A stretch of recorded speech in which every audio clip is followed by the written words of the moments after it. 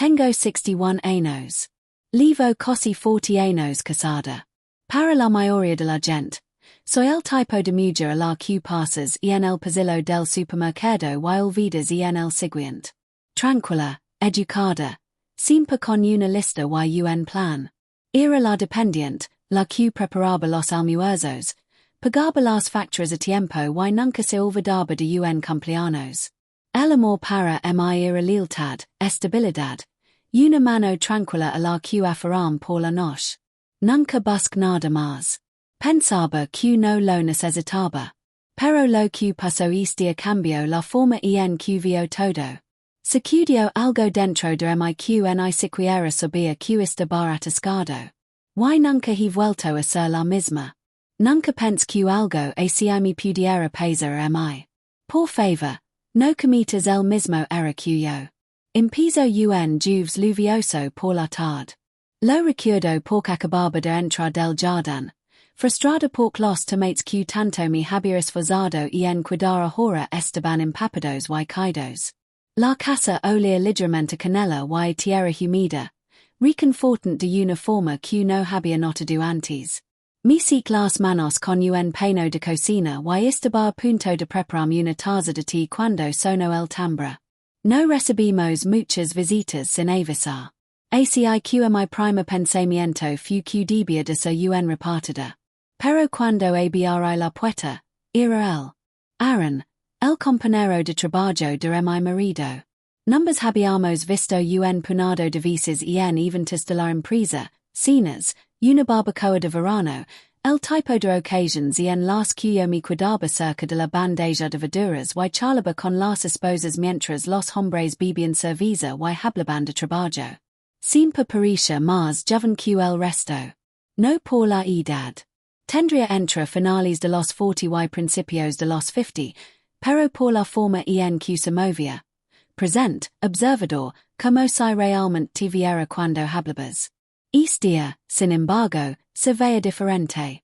La camisa estaba medio empapada por la lluvia y apretaba un sober manila bajo un brazo como si fuera algo precioso. Sus ojos, normalmente calmados y abiertos, estaban ansiosos. Hola, dijo, con la voz un poco entrecortada. Siento aparecer ACI. Está Frank en casa. Papa di. No, está en la oficina. Está todo bien. Aaron dudo. Esa pequeña pausa se quedó suspendida como un aliento que no quería soltar. Luego ofreció una sonrisa tensa y negó con la cabeza. No es nada urgent. Puedo dejar esto si no te importa. Me tendió el sober. Lo alcanz. Pero algo me hizo pregunta. ¿Qué pasa? Estás empapado. Volvió a dudar y luego asintió. Gracias.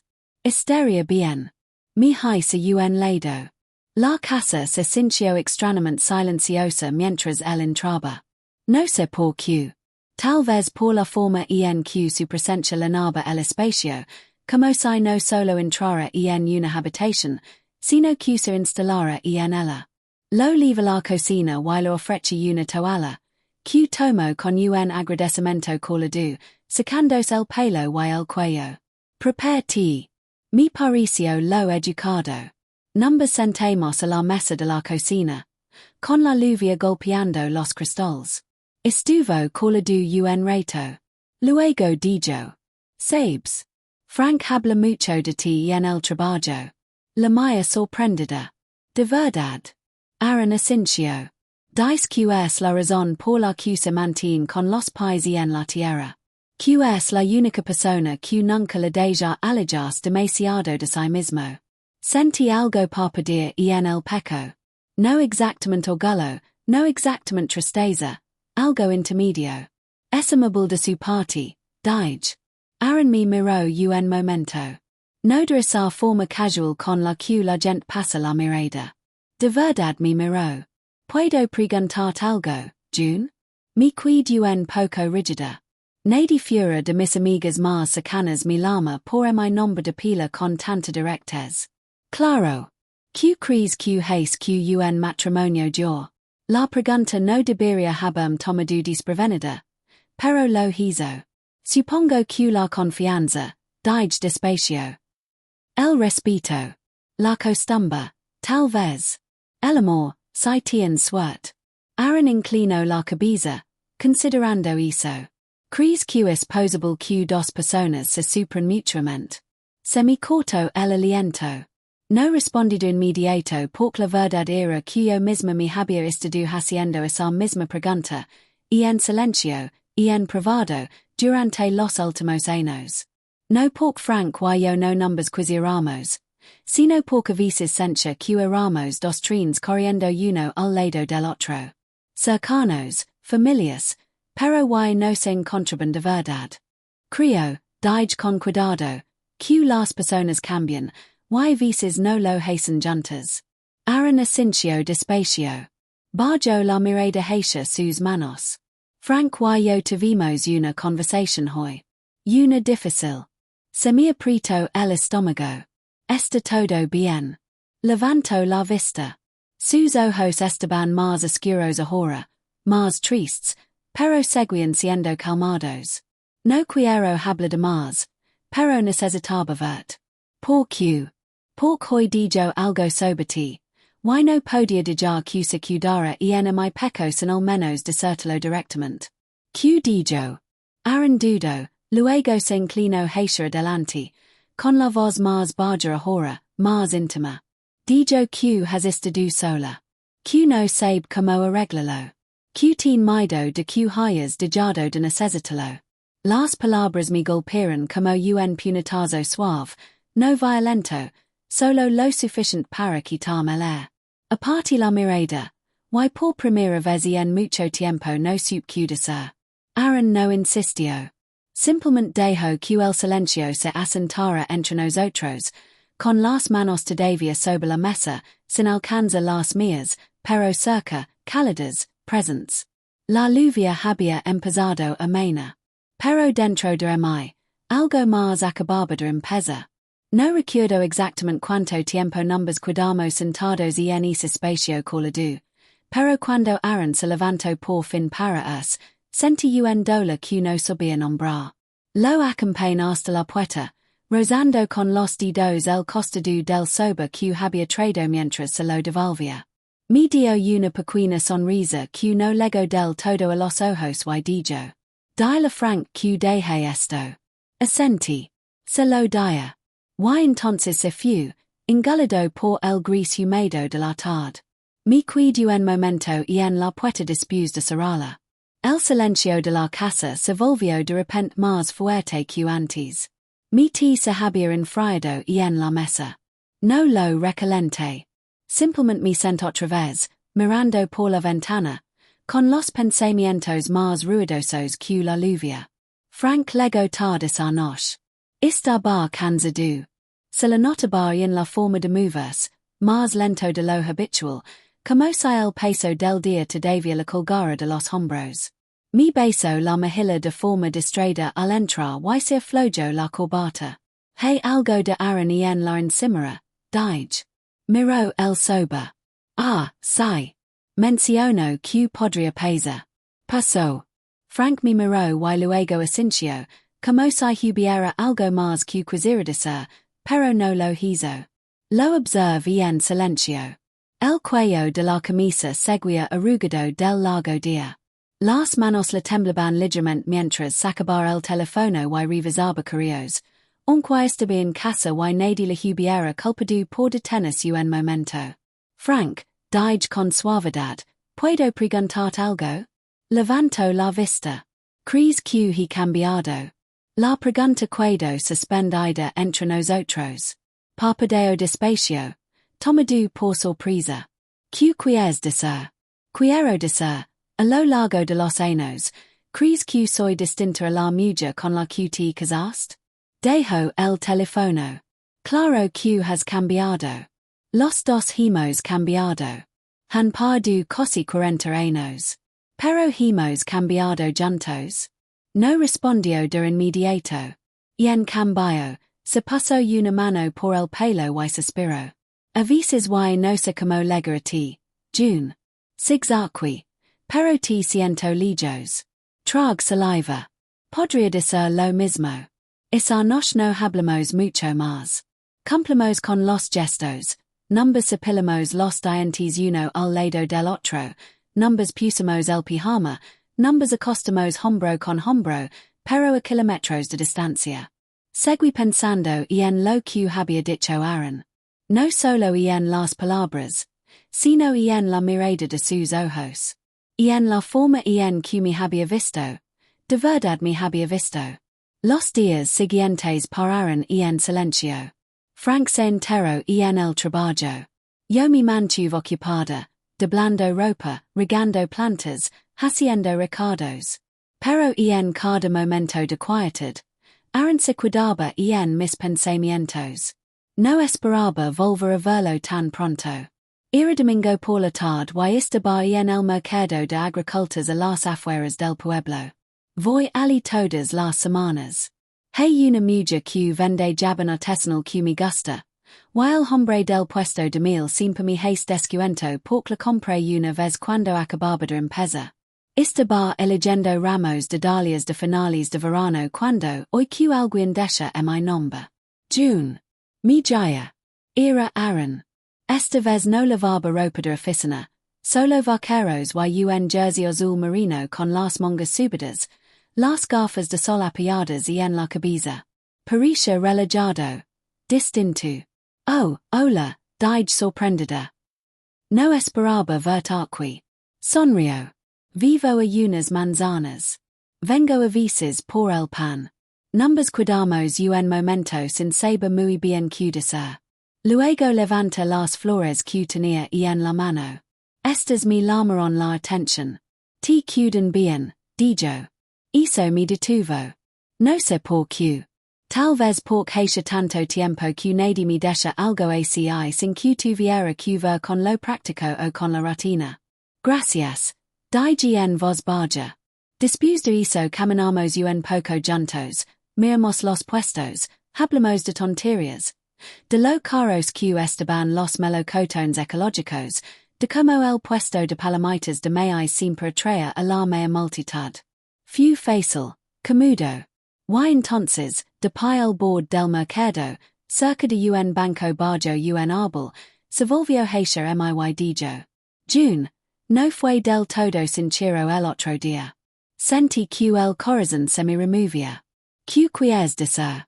No pasé solo a dejar papeles. Necesitaba hablar contigo a solas porque hay algo que me pasa. Hubo una pausa. Un cambio en el aire. Levo ocho años trabajando con Frank, dijo. Y lo respeto, pero también, veo cosas. Cosas que él no ve, o quizás cosas que él no ve. No me mueve, no respira. Mereces más que te ven solo como algo independiente, dijo, con la voz suave ahora. Mereces sentirte viva. Sus palabras tocaron algo profundo dentro de mí. Algo tierno que no había tocado en años. Debería haber miedo, pero en cambio pregunté. ¿Por qué me dices esto? Aaron me miró con una intensidad colada. ¿Por qué me importas más de lo que debería? ¿Y creo que quizás tú también lo sientes? No respondí. No podía. Porque una parte de mi quería salir corriendo y otra no quería dejar atrás ese momento. El camino de vuelta a casa desde el mercado se me hizo más largo de lo habitual. Recuerdo apretar el volante más de lo necesario, con los nudillos pelidos contra el cuero. Las dahlias estaban en el asiento del copiloto a mi lado. Sus colores demasiado vivos para la pesadez que sentía en el pecho. No encendí la radio. Necesitaba silencio. Necesitaba mis pensamientos. Solo que no eran exactamente pensamientos. Eran sensaciones. Un latido en el pecho, un dolor en las costillas, el eco de las palabras de Aaron sonando más fuerte que cualquier otra cosa. Mereces sentirte viva. Esa noche no le conté a Frank que me había encontrado con Aaron. Cocine la cena. Pollo al limón con patatas asadas.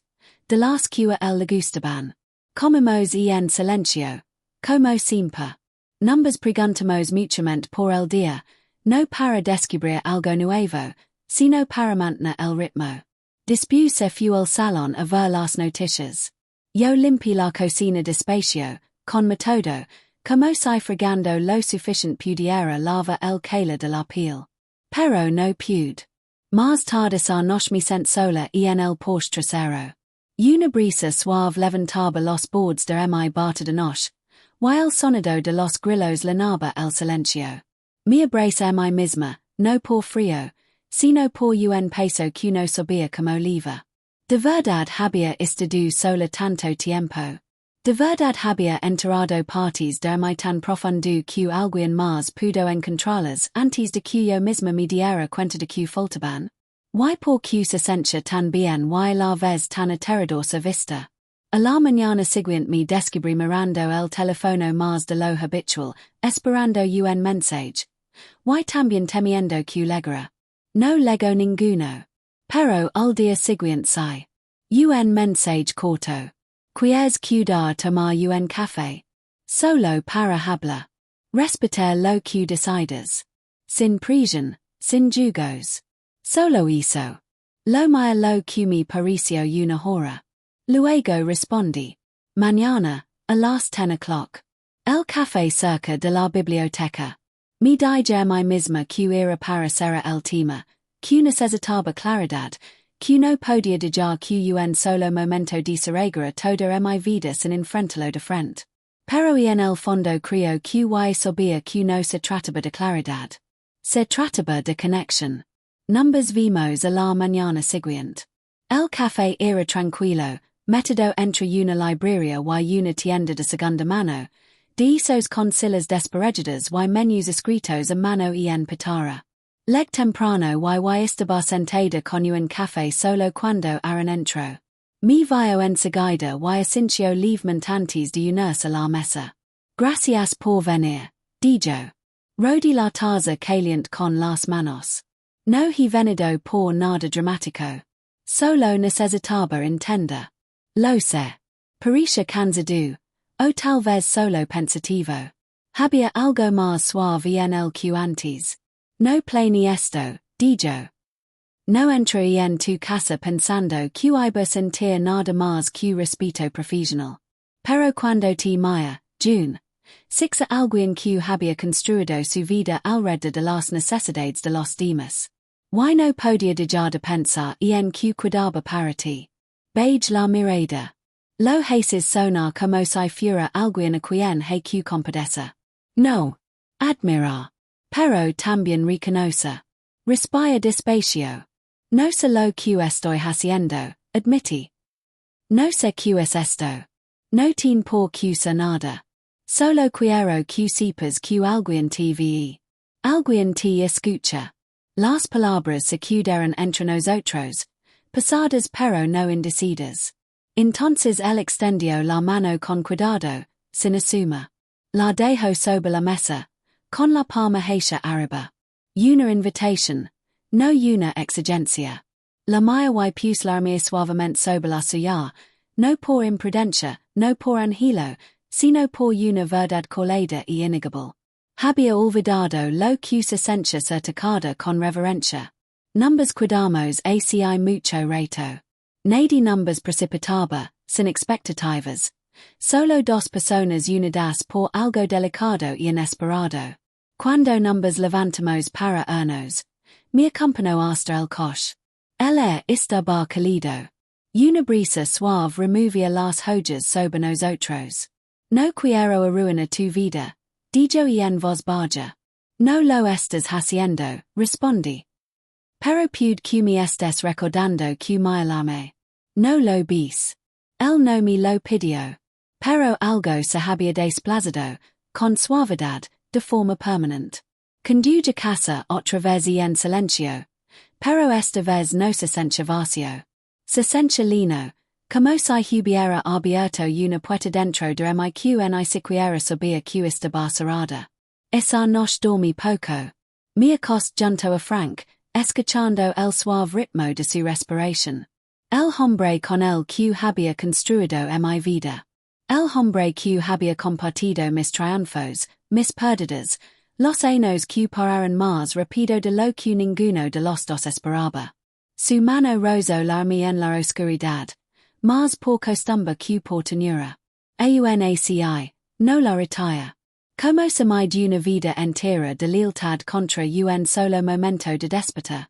A la mañana siguiente hice panqueques, no de caja, sino dest cero, como solía hacer cuando los hijos vivían en casa. Frank entró sorprendido. Panqueques lunes. Preguntó con una sonrisa somnolienta. Me encogí de hombros. Mi apetece hacer algo diferente. Se sirvió café y mi beso la coronilla. Durante un breve segundo cerré los ojos y dejé que el cala se asentara. Pero y no era lo mismo. No porque el hubiera cambiado, sino porque yo lo había hecho. Esa misma tarde me senté la mesa de la cocina con un cuaderno y un bolígrafo. Ni siquiera sabía que pretendía escribir. Tal vez nada. Pero en cuanto el bolígrafo tocó la página, las palabras salieron. Escribí sobre como había construido una buena vida. Escribí sobre como siempre había estado orgulloso de ser dependiente, de ser alguien en quien los demás podían confiar. Pero también escribí sobre como hizo galo se había convertido en un caparazón, en un escudo, y como una visita inesperada lo había agrietado de arriba abajo. No me estaba enamorando de Aaron. No era eso. Era que él me recordaba que todavía tenía algo vivo dentro de mí, algo que no había cuidado en décadas. Mis pensamientos, mis sentimientos, mi propia voz. Él lo vio. Y ahora yo tampoco podía dejar de verlo. Esa semana invita Frank a dar un paseo conmigo después de cena. Caminamos por el parque cerca de casa, donde los árboles acababan de empezar a cambiar de color y soltar las primeras hojas doradas. Él habló del trabajo. Yo escuché, y luego me detuve. Frank, dije, ¿puedo preguntarte algo con sinceridad? Me miró con cautela. Claro. Alguna vez ecas de menos a quien solíamos ser. Hizo una pausa, la mandíbula se le tensó ligeramente. Todo el tiempo. Entonces, ¿por qué dejamos de intentarlo? Apartó la mirada hacia el lago. La superficie brillaba como cristal a la luz que se iba. Creo que nos acomodamos, dijo. Dejamos de hacernos preguntas. Dejamos de vernos el uno al otro. No sabía cómo arreglarlo sin hacer daño. No me hiciste daño, dije en voz baja. Simplemente dejaste darte cuenta de mí. Entonces se volvió hacia mí. De verdad me miró. Ahora sí me estoy dando cuenta. Algo se movió entre nosotros. Pequeño, pero real. Un momento de honestidad para el que ninguno de los dos había hecho espacio en mucho tiempo. No arreglamos todo en ese paseo. Pero fue la primera vez en años que caminamos lado a lado y de verdad nos sentimos juntos. Unos días después volví a ver a Aaron en el mercado. Nos cruzamos la mirada desde el otro lado del puesto de flores. Me dio una pequeña sonrisa.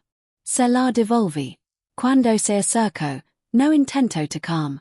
No pidió nada. Solo dijo. Pareces más ligera. Asentí. Creo que lo estoy. Hubo una pausa. ¿Estás bien? Preguntó. Sí, respondí. Por fin estoy eligiendo estarlo.